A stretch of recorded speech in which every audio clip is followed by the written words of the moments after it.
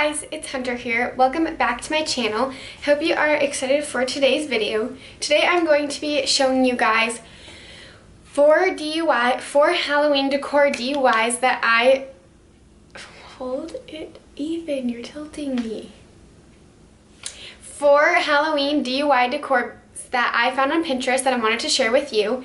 I think that these DIYs are super fabulous, and I'm going to use them in the background of my next video for the month of October in the fall season. So I hope you guys enjoy these DIYs, and if you want to see more DIY videos, make sure to give this video a thumbs up, and don't forget to subscribe. There'll be a subscribe button flying around right here, so just go ahead and click on that. And with that, let's get on into the DIYs.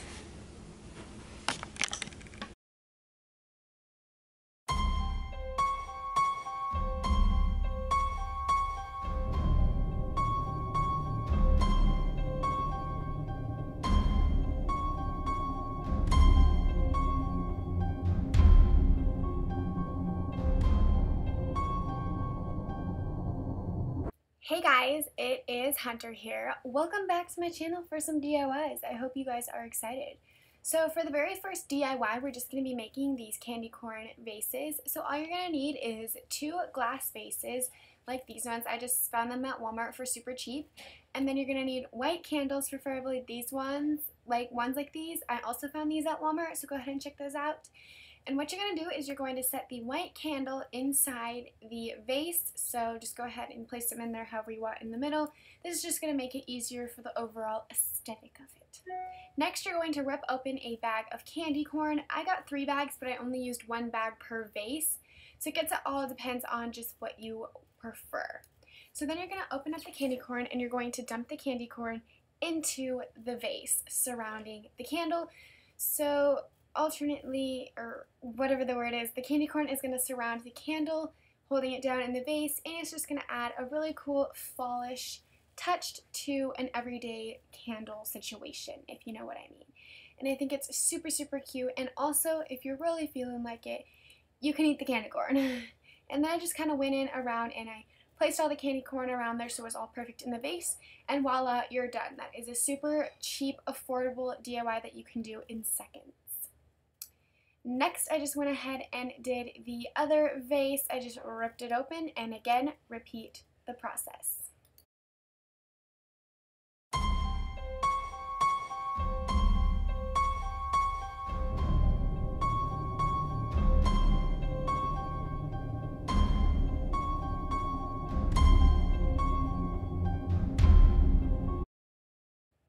Alright, so guys, for the next DIY, you are just going to need 3 white pumpkins, or actually you can do however many pumpkins you want. I just did 3, preferably white pumpkins. You can get any shape or any size you want, and we're going to do a fun painting sort of DIY.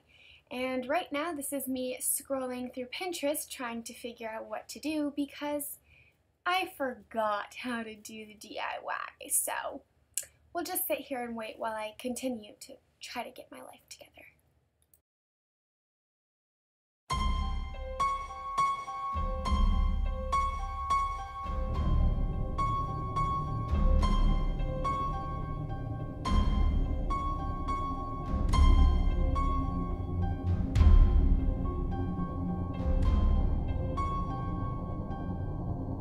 Alright, so now that I have finally got my life together and I know what I'm doing, you're going to want 3 shades of acrylic paint, or 3 different shades of acrylic paint depending on how many pumpkins you get. 1 color for each pumpkin. I got an orange, a light blue, and a light pink. Then you're going to take your first pumpkin, whichever one you want, and go ahead and just start painting the pumpkin.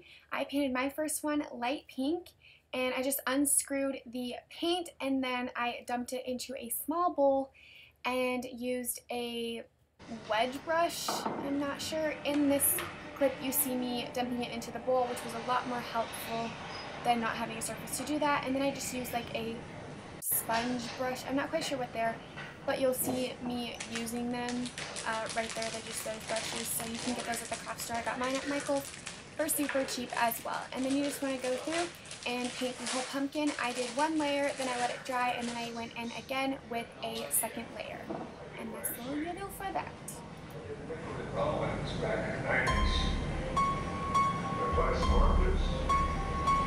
about some pop filters? Or maybe some dream catchers?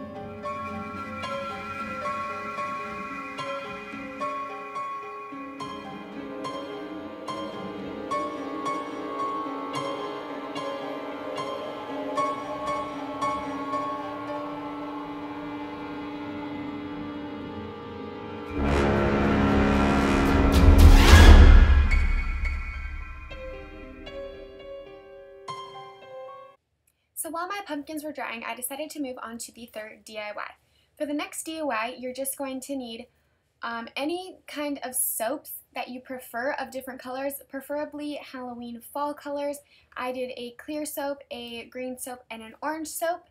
And what you're going to do is you're going to take the soap and you just want to remove the label off of the soap. So go ahead and just pick it off with your nails or whatever. I really did struggle with this. I spent a good 30 minutes trying to get these off with my acrylic nails. So eventually I even resorted to using a butter knife, but in the end I just had my Nona come over and she helped me out. So thanks a lot, Nona, for helping me with this DIY. So yeah, just go ahead and rip off those tags.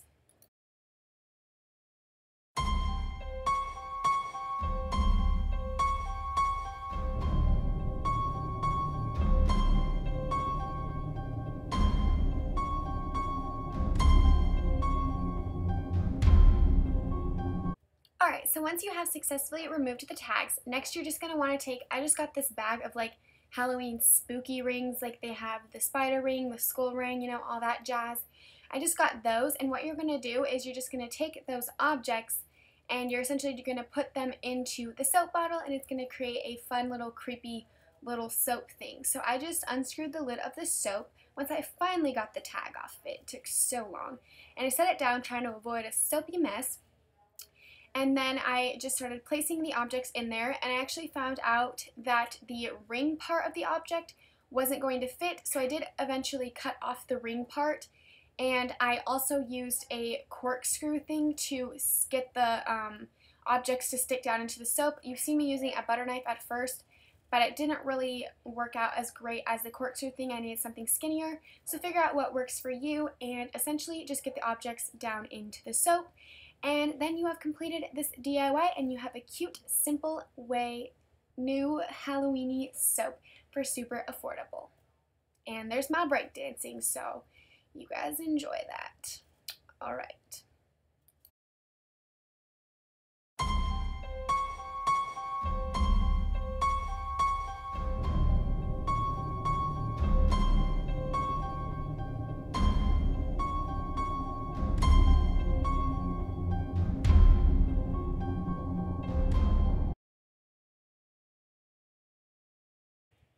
Alright, so once you have completed the first pumpkin, you're going to move on to the second pumpkin. I am now going to paint the second pumpkin the light blue color.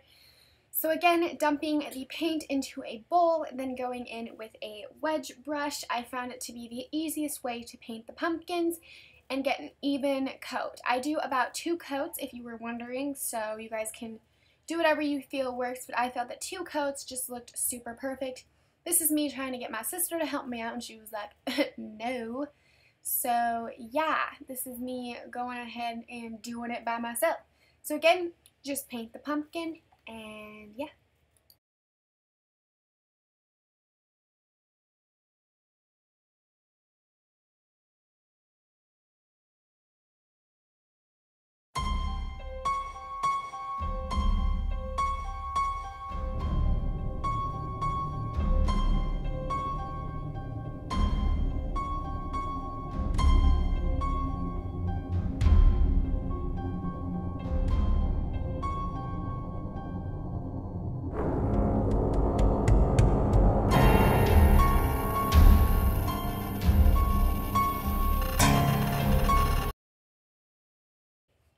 so now that my first pumpkin has dried, I'm just taking a big Sharpie and you're going to go ahead and write whatever Halloweenish or whatever seasonal quote you want to write.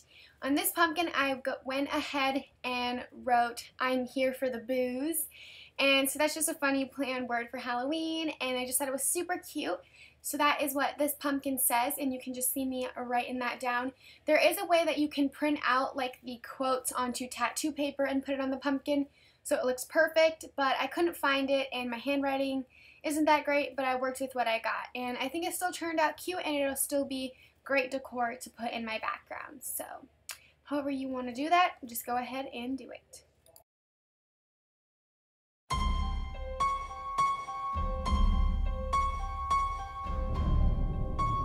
Alright, and for the fourth and final DIY, you're going to need 3 mason jars. You're going to need some sticker letters, preferably 2 inches. I ended up getting stencils and did it wrong, so I ended up having to go back to the store for stickers. You do need stickers, not stencils, for this DIY. So now this is me trying to open up the useless stencils. This is before I realized I had a problem. But what you're going to want to do with the stickers is you're going to want to stick them on to your mason jars, spelling out the word boo or whatever word you want, and then you're going to go ahead and go outside and take a frosted glass spray paint like you see me doing here. Sorry for the shakiness. And you're just going to want to go ahead and spray paint those mason jars with the sticker on them. This frosted glass just gives a really cool effect, as you can see. So you're just going to go ahead and do all your mason jars like that. Then once you come back inside, you're going to want to let that dry overnight and take off the stickers. Then you're going to want to go ahead back in with another spray paint, which is a glitter spray paint. I don't have a clip of me doing that, but you're going to want to spray them down over with a glitter spray paint, which is going to make it glittery and just a little bit more pretty. And then you're going to want to go ahead and paint the lids. I actually went in with a black spray paint for the lids, which again I don't have a clip of. But you just go ahead and spray paint the lids black, and then your mason jar is complete with the spray painting portion of that, and we can move on to the more crafting part of it.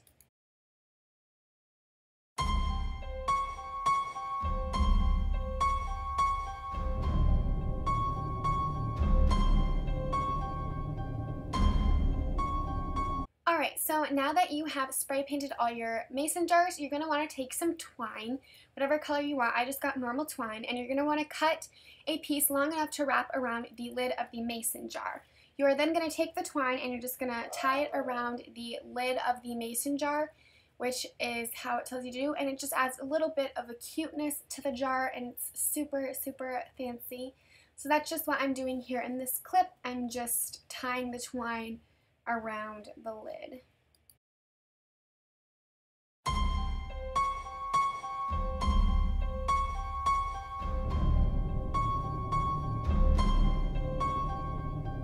I then went in and just got some of these like Halloween sticker things. What are they called? Not endorsements. Something like that. They're just like little extra stickery things. I got some little bat stickers, some little ghost stickers, and then you can just go in and decorate the jar however you want. This is an optional step. You don't have to decorate it. I just thought it looked super cute, and I added some bats, some spiders, some ghosts. Then I got these super cool old-fashioned pictures where like you move it and it turns the person into a zombie. So I stuck one of those on the jars, and it just makes it look a little bit cuter if you feel like doing that.